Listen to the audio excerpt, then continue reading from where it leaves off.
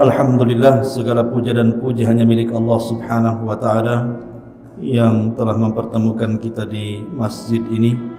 Salawat dan salam kita aturkan kepada Nabi kita, Nabi besar Muhammad sallallahu alaihi wasallam. Dan kita masih melanjutkan kajian kita, masih membahas tanda-tanda dari tanda-tanda kiamat besar. Dan ini pertemuan terakhir. Nanti mungkin kita akan mengupas tema lain setelah tema ini selesai. Ma'asyiral muslimin yang dimuliakan Allah Subhanahu wa ta'ala, saya ulas kembali bahwa tanda-tanda kiamat besar itu ada 10. Dan kalau muncul salah satunya, maka akan terus muncul berurutan sampai kiamat dibangkitkan.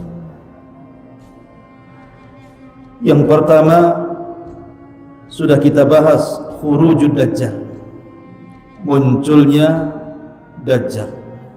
Dan Dajjallah fitnah yang paling besar sejak Allah ciptakan Adam sampai kiamat dibangkitkan. Kemudian yang kedua, turunnya Isa bin Maryam. Dan turunnya Isa bin Maryam adalah alamatus sa'ah atau alamat tanda-tanda kiamat besar yang kedua, yang ditugaskan oleh Allah Azza wa Jalla untuk membunuh Dajjal. Kemudian yang ketiga, khuruj Ya'juj wa Ma'juj, keluarnya kaum dari dua kabilah Yafis ibn Nuh, turunan Yafis putra Nuh alaihi salatu wassalam, yang disebut dengan Ya'juj wa Ma'juj. Dua kabilah besar yang jumlahnya tidak ada yang tahu kecuali Allah.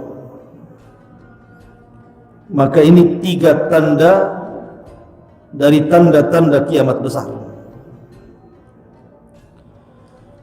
Kemudian tanda yang keempat, muncul gempa dari arah timur dengan gempa yang sangat besar. Kemudian tanda yang kelima, disusul gempa dari arah barat dengan gempa yang sangat besar.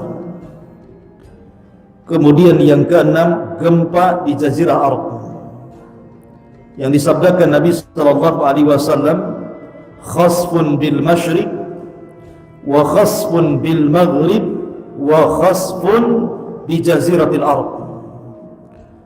Akan terjadi gempa hebat dari arah timur yang menenggelamkan bukan satu desa, satu negara. Kemudian disusul dengan gempa dari arah barat juga sama. Dan yang terakhir, gempa di Jazirah Arab. Satu kota bisa hancur. Itu sudah berapa? Sudah 6 tanda-tanda kiamat besar. Kemudian setelah terjadi gempa dari arah timur, barat dan juga Jazirah Arab, yang ketujuh, muncul dukhan, asap yang sangat hitam yang menutupi langit. Dan siapapun yang menghirup asap ini dan dia kafir, maka dia akan merasakan sakit yang luar biasa sampai akan mengeluarkan darah dari lubang hidung, telinga dan juga matanya. Bahkan sebagian mereka mati. Tapi kalau yang menghirup seorang yang beriman hanya sebatas pilek saja. Kemudian setelah asap diangkat oleh Allah Azza wa Jalla, muncul tanda di mana tobat ditutup Allah Subhanahu wa ta'ala. Muncul matahari dari arah terbenamnya, dari arah barat. Kalau sudah muncul matahari dari arah barat, maka la yanfa'u nafsun imanuha, tidak mungkin manfaat lagi iman seseorang. Doa sudah tidak diterima, tobat sudah ditutup, amalan soleh sudah tidak diangkat, percuma. Kemudian alamat yang keberapa? Yang ke-9, khuruj ad-dabbah, munculnya binatang melata yang tugasnya menstempel mukmin dan kafir. Dan yang terakhir yang kita akan bahas malam ini, khurujun nar, keluarnya api dari arah Hijaz dan juga Aden, Yaman, yang akan menggiring manusia sampai ke tempat berkumpulnya di Syam. Ini 10 tanda dari tanda-tanda alamat kiamat besar. Kalau sudah muncul 10 tanda ini, maka bumi dan alam semesta akan dihancur-hancurkan Allah. Masyaallah muslimin yang dimuliakan Allah Azza wa Jalla, adapun keluarnya api dari arah Yaman Aden ada dalam riwayat Hijaz, dan itu sudah dibuktikan oleh NASA bahwa di bumi Aden Yaman itu memang banyak burkan di dalam perutnya itu. Dalam perut bumi Aden itu banyak burkan, artinya api yang sangat besar. Lah api ini diciptakan oleh Allah Subhanahu wa taala untuk menjadi tanda-tanda akhir dari tanda-tanda kiamat besar. Nanti api ini akan keluar dari perut bumi, kemudian akan membakar lautan, dan bermula dari Yaman, kemudian disusul di Hijaz. Hijaz itu Mekah dan Madinah, kemudian akan bersatu. Lah api ini tidak diciptakan membakar manusia, tapi dia membakar segala sesuatu yang disentuhnya. Kalau seandainya dia menyentuh pohon, maka terbakar pohon itu. Menyentuh rumah, terbakar rumah itu. Menyentuh gedung, terbakar gedung itu. Tapi manusia tidak akan terbakar, karena api ini hanya ditugaskan untuk menggiring saja. Jadi kalau kita diam, apinya juga diam. Kalau kita tidur, apinya diam. Tapi kalau kita jalan, apinya jalan. Dia hanya tugasnya menggiring saja. Jadi api ini nanti akan menggiring satu dunia dari ujung barat ke ujung timur, dari ujung selatan sampai ke utara, hanya menggiring manusia, mengumpulkan, diarahkan ke negeri Syam. Makanya Syam itu disebut Ardul Mahsyar, bumi tempat berkumpulnya manusia di akhir zaman. Lah tentu sebelum ada api yang menggiring ini, ada tanda-tanda kiamat kecil yang terselip di antara tanda-tanda kiamat besar. Pertama, robohnya Ka'bah, dan itu setelah tidak ada yang haji lagi dan tidak ada yang umrah saat wafatnya Isa bin Maryam, karena Isa itulah yang terakhir haji dan umrah bersama kaum muslimin. Maka ketika kemudian Ka'bah sudah tidak ditawafi lagi, tidak ada haji dan umrah, maka muncul pasukan dari negeri Ethiopia, negerinya Abraha, negerinya Habasyah, yang bernama Dzu Suwaiqatain. Orang yang bernama Dzu Suwaiqatain, orangnya tinggi, hitam, kemudian jalannya egang, karena kakinya seperti busuk. Namanya disebut Dzu Suwaiqatain, pemilik lutut yang bengkok. Itu bawa pasukan dari Ethiopia, dari Habasyah, kemudian datang ke Ka'bah. Maka Ka'bah dihancurkan sekeping demi sekeping sampai rata dengan tanah. Dan ini terulang. Yang sebelumnya dari negeri Ethiopia juga yang hendak menghancurkan Ka'bah, siapa? Abraha. Abraha itu dari Ethiopia, dari Habasyah, membawa pasukan gajah, tetapi Allah haram. Kenapa? Karena Mekah masih ada orang haji dan umrah.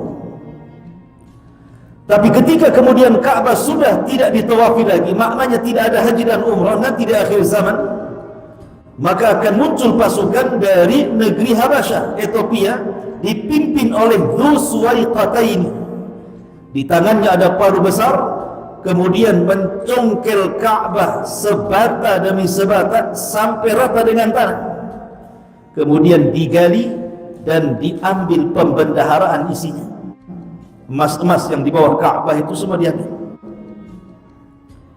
Tapi kemudian tentara Dzul Suwaiqataini ini dihancurkan oleh tentara dari Yaman, dari negeri Himyar, dan dibunuh dan dikalahkan. Ini juga tanda kiamat kecil yang terselip di antara tanda-tanda kiamat besar. Termasuk juga tanda-tanda kiamat kecil yang terselip di tanda-tanda kiamat besar adalah munculnya angin yang sangat dingin sekali. Dinginnya itu sampai kemudian mencabut arwah orang-orang yang beriman walaupun memiliki iman sebiji darah. Jadi angin ini akan masuk ke ketiak-ketiak orang-orang yang memiliki iman walaupun sebiji darah. Tidak ada yang tersisa, sehingga yang disisakan hanya orang-orang yang tidak ada iman lagi, hanya orang-orang kafir dan munafik. Dari situlah Nabi SAW bersabda, la taqumus sa'atu illa ala syiraril khalqi. Tidak tegak hari kiamat kecuali di atas orang yang paling buruk yang hidup di permukaan bumi, karena sudah tidak ada orang yang beriman. Ma'asyiral muslimin yang dimuliakan Allah Subhanahu wa taala, lah ketika itulah maka tanda-tanda kiamat yang terakhir, muncul api dari arah Adan Yaman dan menggiring manusia dari Hijaz terus sampai satu dunia dikumpulkan di Ardus Syam, di negeri Syam. Apa yang terjadi setelah manusia dikumpulkan di negeri Syam? Maka Allah Subhanahu wa taala perintahkan Israfil. Israfil ini sebelumnya tidak meletakkan sangkakalanya di mulutnya, dan baru meletakkan sangkakala di mulutnya itu ketika Nabi SAW diangkat menjadi Nabi dan Rasul.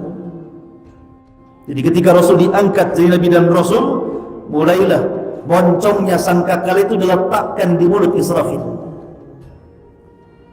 Makanya Nabi SAW suatu ketika pernah tidak bisa tidur, tidak enak minum, tidak enak makan, gundah gulana, termenung, sehingga sahabat bertanya, "Ma sya'nuka ya Rasulullah? Ada apa dengan kau hai Rasul?" Maka Nabi SAW mengatakan, "Fa kaifa una?" Bagaimana aku bisa merasakan nikmat, kata Rasul. "Fa kaifa una wa sahibul qarni qad iltaqamal qarna." Sementara pemilik tiupan sangkakala itu sudah mulai meletakkan moncongnya di ujung mulutnya. Bagaimana aku akan nikmat tidur, nikmat makan, nikmat minum, sementara sahibul qarni qad iltaqamal qarna. Rasul mengistilahkan sangkakala ini dengan kalimat al-qarnu. Qarnu itu artinya tanduk binatang, bahasa Arabnya. Tanduk itu kan mulai membesar kemudian mengerucut kecil kan, besar kemudian mengerucut mengecil. Begitulah bentuk sangkakala seperti tanduk, karena bahasa Arabnya disebut al-qarn. Jadi Nabi SAW menghabarkan bahwa sejak diutusnya beliau itu sudah tanda dari tanda-tanda kiamat. Karena setelah Nabi SAW tidak ada Nabi lagi masalahnya. Artinya sudah tunggu kiamat saja. Kalau masih ada Nabi lagi berarti masih lama kiamatnya kan. Kalau sudah tidak ada Nabi dan Allah katakan maka Muhammadun aba ahadi min rijalikum walakin Rasulullah wa khataman nabiyyin, sementara dia adalah Rasulullah dan penutup para nabi, berarti menunjukkan bahwa kata Nabi, ana was-sa'a kahataini. Kata Rasul, saya dan jarak hari kiamat itu seperti ini. Kemudian Rasul mengisyaratkan dua jari, jari tengah, wusta dan syababah, kemudian dirapatkan. Seperti itulah jarak diriku dan juga kiamat. Dan kematian Rasul juga tanda-tanda telah dekatnya kiamat. Kata Rasul, u'dud sitan baina yaday sa'. perhatikan 6 perkara sebelum tegaknya hari kiamat. Salah satunya kata Rasul, mauti, kematianku. Jadi kematian Rasul pertanda kiamat sudah dekat. Tetapi kapan dekatnya, seberapa dekatnya, wallahu alam, jangan memprediksi saja. Karena ada orang yang memprediksi bahwa umat ini dari sejak diutusnya Rasul sampai kiamat itu katanya 1500 tahun. Dan sekarang sudah 1424,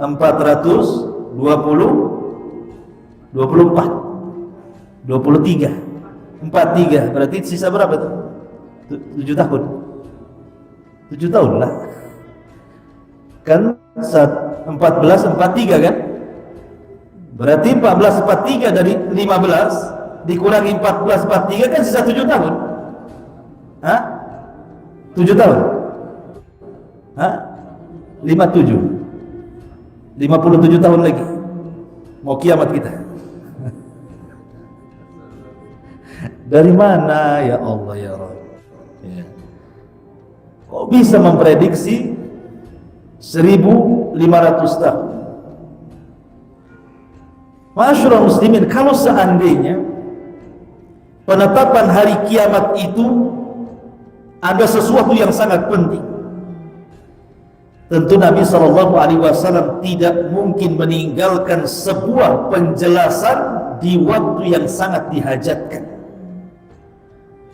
La yajuz ta'khirul bayan fi waqtil hajah, kata para ulama. Tidak boleh mengakhirkan sebuah penjelasan padahal penjelasan itu sangat dihajatkan. Tetapi karena kiamat itu adalah rahasia Allah, Allah yang tahu. Sampai kepada Nabi dan malaikat Jibril saja tidak tahu. Ketika Jibril bertanya soal kapan kiamat, apa kata Rasul? Mal mas'ulu anha bi'a'lama minas sa'il. Orang yang ditanya tidak lebih paham dibandingkan orang yang bertanya. Maknanya saya dan engkau wahai Jibril tidak tahu kapan kiamat. Kalau sekelas Rasul tidak tahu kapan kiamat, kemudian sekelas Jibril tidak tahu kapan kiamat, tiba-tiba muncul seorang ustaz yang memegang kunci hari kiamat atau jadi panitia hari kiamat, memprediksi bahwa kiamat sudah ditentukan waktunya, akalnya di mana? Kok dia bisa mendahulukan Allah, Rasul, bahkan para malaikat? Ma'asyiral muslimin yang dimuliakan Allah Azza wa Jalla. Makanya kenapa Allah rahasiakan kiamat itu? Karena ada hikmah. Ada hikmah di balik rahasia kenapa Allah tidak memberitakan kiamat itu. Kapan terjadinya? Hanya diberitahu waktunya saja. Fi sabihati yaumil jum'ah, di pagi hari yaumul jum'ah, itu saja. Kapan bulannya, kapan tahunnya, kapan tanggalnya, wallahu a'lam. Hanya disebutkan fi sabihati yaumil jum'ah, di waktu fajar di hari Jumat, itu saja. Makanya Jumat itu hari yang besar bagi kaum muslimin. Apa hikmah tidak diberitahukan? Supaya kita persiapan. Makanya ketika seorang badui datang kepada Nabi SAW, kemudian memaksa Rasul untuk memberitahu kapan kiamat. Ya Rasulullah, batas saat. Rasul, kapan kiamat Rasul? Rasul tidak mau menjawab sampai 3 kali. Maka pertanyaan balik kata Rasul, wa ma'adat talaha. Oh, dari tadi tanya kapan kiamat, kapan kiamat, apa yang kau siapkan? Nah, ini pertanyaannya. Apa yang kau siapkan untuk tegaknya kiamat itu? Apakah engkau bertanya soal kiamat, ingin menyaksikan bagaimana gedung-gedung dihancurkan, laut ditumpahkan, matahari ditabrakkan, bumi digoncangkan? Apa untuk melihat itu? Tetapi hari kiamat itu, hikmah dirahasiakannya adalah sabda Rasul, wa ma'adattalaha. Lalu apa yang kau siapkan? Jadi dirahasiakan itu untuk persiapan. Dan persiapan terbaik hanyalah takwa. Wa tazawwadu fa inna khaira zadi taqwa. Berbekalah kalian karena sebekal-bekal terbaik adalah takwa. Melaksanakan perintah, menjauhi larangan, menikmati yang dihalalkan, menjauhi yang diharamkan. Itulah takwa. Ma'asyiral muslimin yang dimuliakan Allah Azza wa Jalla, ketika Israfil meniupkan sangkakalanya, terjadi khilaf para ulama berapa kali tiupan. Sebagian ulama mengatakan bahwa Israfil meniup sangkakala itu 3 kali nafakhat, 3 kali tiupan. Yang pertama tiupan kejutan, yang kedua tiupan kematian, yang ketiga tiupan kebangkitan. Ini satu pendapat. Pendapat yang kedua, dan ini yang dirajihkan banyak para ulama, bahwa Israfil itu cuma meniup 2 kali trompet saja. Tiupan yang pertama adalah tiupan kejutan sekaligus tiupan kematian, dan tiupan yang kedua barulah tiupan kebangkitan di padang mahsyar. Lah ketika Israfil meniupkan sangkakalanya, Allah katakan dalam Al-Quran, Al-Qari'atu mal-Qari'ah. Apa itu Qari'ah?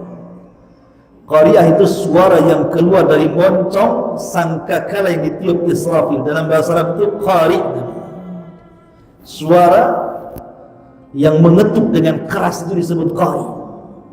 Makanya Al-Qari'atu mal-Qari'ah.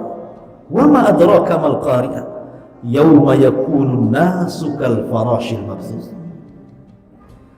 Ketika suara itu keluar dari moncong Israfil, maka siapapun yang mendengar suara itu akan terkejut kemudian mati.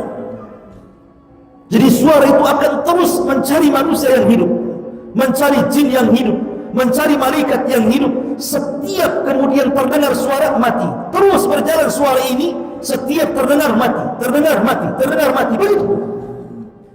Satu persatu jin itu tumbang mati, satu persatu manusia mati, termasuk satu persatu malaikat mati. Ya Allah mengatakan, wa futihatis sama fakanat abwaba. Maka langit dibuka pada hari kiamat dan malaikat mengosongkan langit, dan satu persatu malaikat wafat. Jin juga sama, apalagi manusia, makhluk yang lemah, satu persatu mati. Dan yang pertama mendengar suara trompet itu rajulun, seorang laki-laki yang sedang memperbaiki kolam untuk minum unta. Jadi ada seorang laki-laki sedang memperbaiki kolam, di mana kolam itu digunakan untuk tempat air minum unta. Dialah yang pertama kali mendengar tiupan sangkakala, tiba-tiba terkejut kemudian mati. Kemudian mulai ke jalan-jalan mati, masuk ke pasar-pasar, masuk ke rumah-rumah, masuk ke lubang-lubang, sehingga satu persatu manusia mati. Ketika tidak ada makhluk yang berakal kecuali dibinasakan oleh Allah Azza wa Jalla, mulailah suara itu menghancurkan satu persatu alam semesta. Bayangkan suara tiupan itu luar biasa dahsyat. Ketika kemudian tiupan itu mengenai bumi, apa yang terjadi? Idza zulzilatil ardu zilzalah. Maka bumi yang kita pijak ini menjadi gempa. Zilzalah. Zilzal diidofahkan kepada bumi. Allah tidak mengatakan idza zulzilatil ardu zilzalan, bukan. Tapi Allah mengatakan idza zulzilatil ardu zilzalaha. Ada haknya di sini. Ha ini idofah ke mana? Kembali ke bumi. Kenapa diidofahkan kepada bumi? Artinya gempa ini bukan di satu tempat, itu maknanya. Tapi satu bumi akan terjadi gempa. Kalau sekarang terjadi gempa di Lombok, di Batam tidak. Terjadi tsunami di Aceh, di Batam tidak. Tapi nanti kiamat, mau di Batam, mau di Tanjung Pinang, mau di Lombok, mau di Aceh, mau di Indonesia, mau di Australia, mau di mana-mana satu dunia terjadi gempa. Itu maksudnya. Makanya Allah idofahkan dengan kalimat ha. Zilzalaha. Dalam ilmu nahwu namanya mudhaf ilaih. Mudhaf ilaih. Jadi gempa diidhafahkan kepada bumi. Jadi satu bumi gempa. Bayangkan ketika suara trompet mengenai bumi, gempa satu dunia. Apabila suara trompet itu terdengar oleh lautan, apa yang terjadi? Wa idzal biharu fujirat. Maka air yang di lautan itu tertumpah ke daratan. Anda bisa bayangkan sebagian kecil laut Aceh itu. Ketika terjadi tsunami, tumpah air lautan ke daratan, berapa ratus ribu jiwa dalam hitungan detik mati. Tidak perlu jam, tidak perlu hari, tidak perlu minggu. Itu baru sebagian kecil laut Aceh saja. Gimana lautan satu dunia tertumpah ke daratan, sementara isi daripada lautan itu api yang membakar? Maka tidak ada yang selamat, ikhwan. Mau kemana lagi kita ini? Lihat dahsyatnya suara trompet itu. Dan apabila suara trompet itu memukul gunung-gunung, apa yang terjadi? Gunung itu pertama akan tercabut, karena gunung itu kan pasak. Allah mengatakan dalam Al-Quran, wal jibala autada, dan gunung-gunung itu jadikan pasak. Kalaulah tidak ada gunung, maka akan terjadi gempa yang disebut dengan vulkanik. Kenapa kemudian bumi ini menjadi stabil, kita bisa berjalan tanpa ada lini, ada gunung yang menjadi pasak bumi itu? Makanya stabil bumi ini, kita bisa berjalan tanpa harus goyang kiri kanan. Coba ada lini, sedikit saja lini itu, kita ada goyang-goyangan itu, ya kan? Karena ada gunung, itulah bumi stabil. Makanya Allah mengatakan wal jibalu autada, dan gunung itu jadikan pasak bumi. Ini pasak tercabut.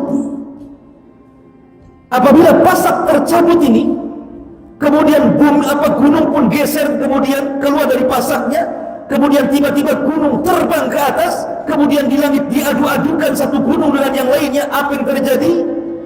Al-qari'atu mal-qari'ah wa ma adraka mal-qari'ah yawma yakunun nasu kal farashil manfush wa takunul jibalu kal ihnil manfush.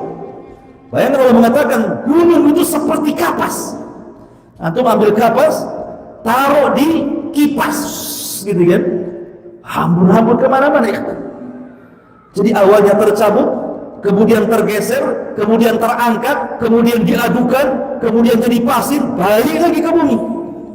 Suara trompet bisa menjadikan gunung seperti itu. Apabila suara trompet ini mengenai bintang-bintang yang ada di langit, apa yang terjadi? Wa idzal kawakibun tasarat. Dan apabila bintang satu dengan yang lain itu ditabrak-tabrakan, satu planet dengan planet yang lain ditabrak-tabrakan, apa yang terjadi? Api di langit, api di bumi, api di lautan. Kira-kira siapa yang selamat? Nanti hari kiamat semua api. Jadi api di langit, api di bumi, api di lautan, api semuanya. Siapa yang bisa selamat dari kiamat? Ma'asyiral muslimin yang dimuliakan Allah Azza wa Jalla, dari sekian planet itu yang diselamatkan cuma 2, matahari dan bulan, tidak dihancurkan. Matahari dan bulan tidak dihancurkan. Matahari dan bulan ini tidak akan ketemu, kan? Nggak akan ketemu matahari dan bulan itu, karena ketika matahari terbenam, bulan muncul. Kapan ketemunya? Ketemunya nanti pada hari kiamat. Matahari dan bulan itu akan dijadikan satu, ya. Akan menyatu tuh, matahari dan bulan itu akan menyatu dan akan diletakkan nanti pada hari kebangkitan 1 mil di atas kepala. Dan itu disyaratkan dalam Al-Quran, wa jumi'asy syamsu wal qamar. Ketika matahari digabungkan oleh Allah Azza wa Jalla dan diletakkan di atas kepala 1 mil. Anda bisa bayangkan, Allah Subhanahu wa Ta'ala sudah berikan nikmat meletakkan matahari itu di porosnya. Artinya suhunya sudah diatur. Kalau seandainya ini matahari di poros nih, kemudian matahari dikeluarkan dari porosnya, didekatkan ke bumi, terbakar bumi. Kalau matahari dicabut dari porosnya, dijauhkan dari bumi, beku bumi. Tetapi Allah paskan itu, sehingga tidak menjauh dari bumi dan tidak beku, dan tidak mendekati bumi sehingga terbakar. Bayangkan Allah Subhanahu wa Ta'ala memberikan nikmat luar biasa matahari itu. Dan nanti pada hari kiamat matahari itu akan digabungkan dengan bulan, kemudian diletakkan di atas kepala. Gimana rasanya? Ya rasakan saja nanti. Ma'asyiral muslimin yang dimuliakan Allah Azza wa Jalla. Kemudian apa lagi yang terjadi?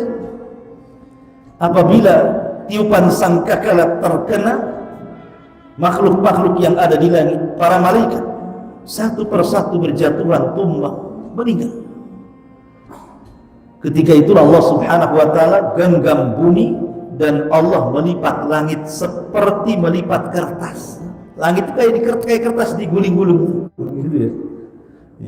Bayangkan kalau sudah langit digulung oleh Allah dan bumi dalam genggamannya, kemudian dihancur-hancurkan selama 40. Rasul tidak menyebutkan 40 hari. Rasul tidak menyebutkan 40 bulan. Rasul tidak menyebutkan 40 tahun. Kata Abu Hurairah radhiyallahu an, ketika Allah menghancur-hancurkan dari tiupan sangkakala pertama, kemudian sampai tiupan sangkakala kedua, itu jaraknya 40. Abu Hurairah ditanya, apakah 40 hari wahai Abu Hurairah? Kata Abu Hurairah, fa'abaitu, aku pun enggan menjawabnya. Apakah 40 bulan ya Abu Hurairah? Kata Abu Hurairah, fa'abaitu, aku pun enggan menjawabnya. Apakah 40 tahun? Fa'abaitu, aku pun enggan menjawabnya. Yang jelas jarak tiupan antara dua sangkakala itu saat Allah hancur-hancurkan bumi dan langit dan alam semesta itu 40. Tetapi kalau disebut angka biasanya terlama. Berapa? 40 tahun. Ya bisa 40 bulan, bisa 40 hari. Tapi biasanya kalau disebutkan angka diambil terlama. Berarti jaraknya 40 tahun. Dan kalau seandainya sudah hancur semuanya, tidak ada manusia, tidak ada jin, tidak ada malaikat, bintang sudah tidak ada lagi, bumi sudah hancur, lautan sudah kering, apa yang terjadi? Maka Allah Subhanahu wa taala akan datang, kemudian akan memanggil-manggil makhluknya dan mengatakan, limanil mulkul yaum, limanil mulkul yaum. Sekarang kalian tahu milik siapa kekuasaan ini? Ainal mutakabbirun, ainal jabbarun, di mana orang-orang yang congkak dan sombong itu? Limanil mulkul yaum, milik siapa kekuasaan ini? Tidak ada yang jawab, semua mati. Maka Allah jawab sendiri, lillahil wahidil qahhar. Ketahuilah bahwa kekuasaan itu hanya milik Zat yang satu, yang maha perkasa, Allah Subhanahu wa taala. Ma'asyiral muslimin yang dimuliakan Allah Azza wa Jalla, karena ketika makhluk itu semua diwafatkan, malaikat, jin dan manusia, yang tersisa hanya 4 malaikat. Malaikat Jibril, Mikail, Israfil dan Malakul Maut. Allah memanggil Malakul Maut.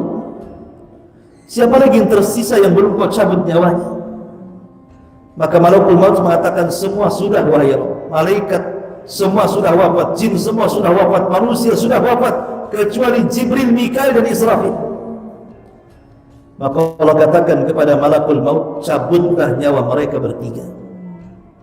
Maka mulailah kemudian satu persatu Jibril dicabut nyawanya, Mikail dicabut nyawanya, Israfil yang meniup pun dicabut nyawanya. Kemudian Allah panggil lagi Malakul Maut, ada yang tersisa? Kata Malakul Maut, tidak ada ya Rabb, kecuali hambamu yang fakir ini ya Rabb. Maka Allah mengatakan, kalau gitu matilah kamu.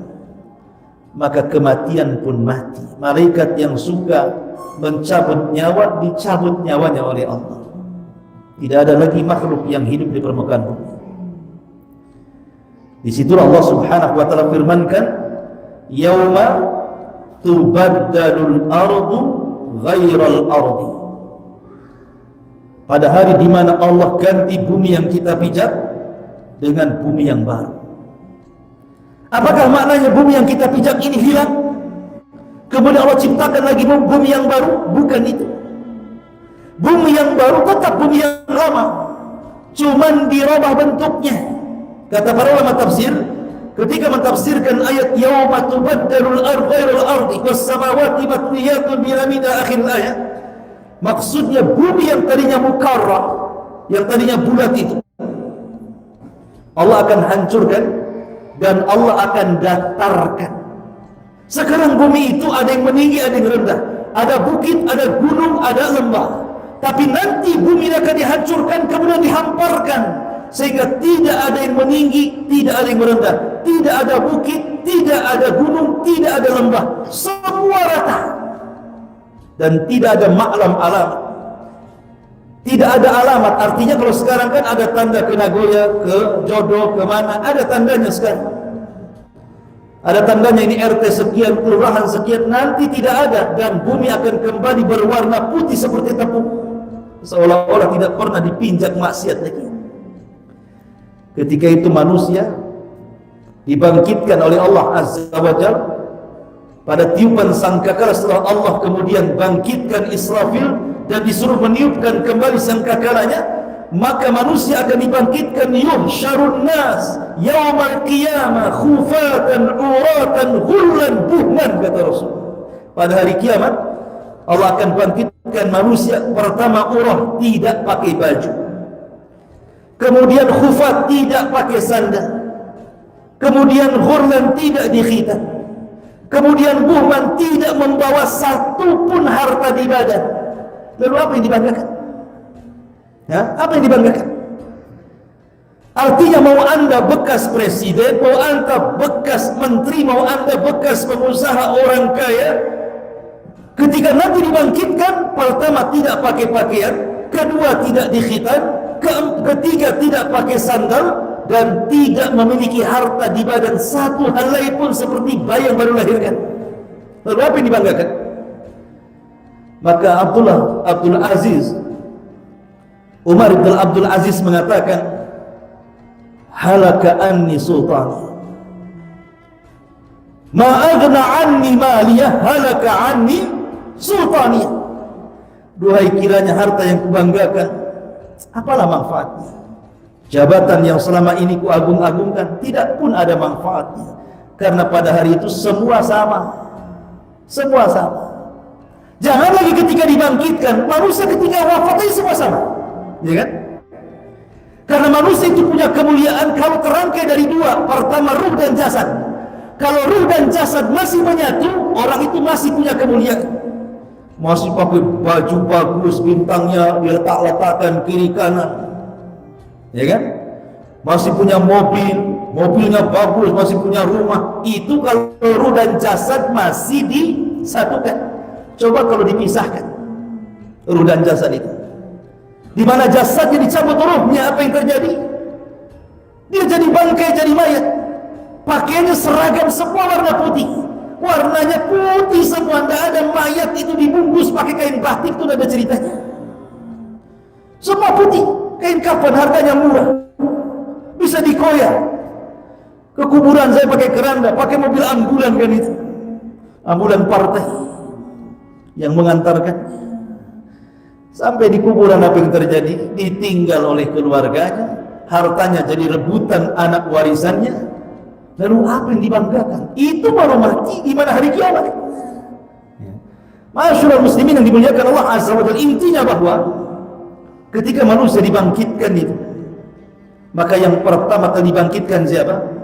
Nabi SAW. Sayalah orang yang pertama siuman, kata Rasul. Tapi setelah itu aku melihat Musa sedang bersandar. Aku tidak tahu apakah dia duluan yang bangkit, apakah diriku, kata Rasul. Saya tidak tahu. Tapi yang jelas adalah awal yang pertama keluar dari kuburan. Dan Allah mengatakan wa alqat ma fiha wa takhallat. Dan ketika tiupan sangkakala yang kedua, apa yang terjadi? Wa alqat, kami munculkan jasad-jasad sejak Adam sampai yang terakhir mati, dimunculkan dari perut bumi, kemudian dilempar ke dalam, ke atas bumi itu.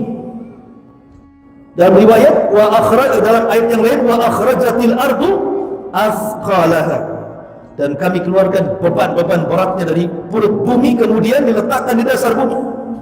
Maksudnya bangkai-bangkai manusia itu mulai bergelimang di padang mahsyar, belum ada roh, dan mereka dibangkitkan dari tulang ekornya. Setiap manusia yang meninggal akan disisakan tulang ekor. Tulang ekor itu kecil tapi tidak dihancurkan. Dari situ manusia dibangkitkan. Lah ketika semua jasad manusia sudah berada di permukaan di padang mahsyar, apa yang terjadi? Wa idzan nufusu zuwizat. Apabila ruh dilesatkan ke dalam jasadnya. Ruhnya orang-orang kafir melesat dari sijin, dari bawah bumi yang paling dasar. Ruhnya orang-orang mukmin melesat dari illiyin, dari tempat ketinggian. Kemudian mereka melesat mencari jasadnya masing-masing, dan tidak ada yang tertukar dengan yang lainnya. Tak mungkin ruh saya tertukar dengan ruhnya Bang Karim. Tidak akan tertukar. Ruh akan sesuai dengan jasad yang pernah ditempatinya. Dan ketika wa idzan nufusu zuwizat, ketika ruh dilesat-lesatkan, dimasukkan ke dalam jasad, tiba-tiba kemudian orang-orang pun bangkit. Ketika mereka bangkit, kaget. Ketika kaget, itulah apa yang terjadi. Malaha idza zulzilatil ardu zilzalaha wa akhrajatil ardu athqalaha wa qala al insanu malaha. Ada apa ini? Dan dalam surah Yasin, ya wailana man ba'athana min marqadina. Celaka kami, siapa yang membangkitkan dari tidur-tidur kami? Kemudian mereka dijelaskan seperti kal jaradil muntashir. Dalam surah Al-Qari'ah, al-qari'atu mal qari'ah wa ma adraka mal qari'ah, yauma yakunu an-nasu kal farash. Maka manusia seolah-olah farash. Farash itu apa? Laron. Antum tahu laron? Kalau ada listrik, datang laron dari mana-mana, dari sawah, dari kebun itu, lihat cara terbang laron. Tidak ada laron yang beraturan. Laron itu terbang sesukanya, nabrak kawannya jatuh, nabrak kawannya jatuh, sayapnya jatuh, akhirnya besok pagi ada di bawah semua kan? Itulah laron. Nanti pada hari kiamat orang-orang kafir dibangkitkan seperti laron, yang dari utara lari ke selatan, yang dari selatan lari ke utara, yang dari barat lari ke timur, yang dari timur, semua beradu satu dengan yang lainnya, nggak beraturan. Seraya mengatakan ya wailana man ba'atsana min marqadina hadza. Siapa yang membangkitkan celaka aku? Tapi orang-orang yang beriman tidak lari. Tiba-tiba ketika dibangkitkan, sebelahnya ada istrinya yang saleh, ada orang tuanya yang saleh dan saleh, anak-anaknya yang saleh dan saleh. Ketika melihat orang kafir yang lari ke sana kemari, mereka mengatakan hadza ma wa'ada ar-rahman wa sadaqal mursalun. Mereka tenang dan mengatakan inilah janji Allah dan benarlah ucapan para rasul. Walladzina amanu wattaba'athum dzurriyyatuhum biimanin alhaqna bihim dzurriyyatuhum. Dan orang-orang yang beriman kemudian akan dikumpulkan bersama orang-orang yang diajak beriman dari keluarganya, dan akan berkumpul kelak. Dan itu satu kenyamanan yang tidak didapati orang kafir dan munafik saat dibangkitkan. Makanya pentingnya mengajak keluarga beriman. Karena kalau sudah kumpul itu ikhwan, tenang. Bahasa orang Jawa itu susah senang sing penting ngumpul katanya. Ya, orang Jawa ya. Kenapa? Senang. Kalau kumpul itu apa yang dimakan ya senang. Minimalnya ketika berkumpul dengan orang-orang yang beriman pada hari kiamat itu ada ketenangan orang-orang yang beriman itu. Tapi orang kafir itu kan yauma yafirul mar'u min akhi. Pertama dipisahkan dari saudaranya. Wa ummihi wa abi, dipisahkan dari ibu bapanya. Wa sahibatihi wa bani, dari anak-anaknya. Likulli imri'in minhum yawma idzin sya'nun yughni. Masing-masing orang sibuk. Sampai Aisyah radhiyallahu anha mengatakan, ya Rasulullah, kalau wanita dibangkitkan telanjang, mungkinkah orang memandang aurat yang lainnya? Ya Aisyah, kata Rasul, al-amru yawma idzin asyad. Nanti hari kiamat itu perkaranya sangat keras, nggak mungkin orang sempat mandang aurat orang. Orang sudah sibuk menyelamatkan diri sendiri. Ma'asyiral muslimin yang dimuliakan, inilah terjadinya kiamat, maka berakhirlah silsilah hari kiamat. Insya Allah mungkin ke depannya kita akan mengkaji kitab sejarah ya. Ada namanya kitab Rahiqul Makhtub. Itu sejarah singkat Nabi SAW dari lahir sampai wafat, sudah diterjemahkan. Nama kitabnya Rahiqul Makhtum, karya Al-Imam Al-Mubarakfuri. Kitab itu bagus sekali. Yang mudah-mudahan bisa kita selesaikan sirah Nabi dalam setahun, sehingga kita paham sejarah Nabi dari awal sampai akhir. Wallahu a'lam. Sudah isya. Subhanaka wa bihamdika asyhadu an la ilaha illa anta astaghfiruka wa atubu ilaik. Allahu ta'ala. Assalamualaikum warahmatullahi wabarakatuh.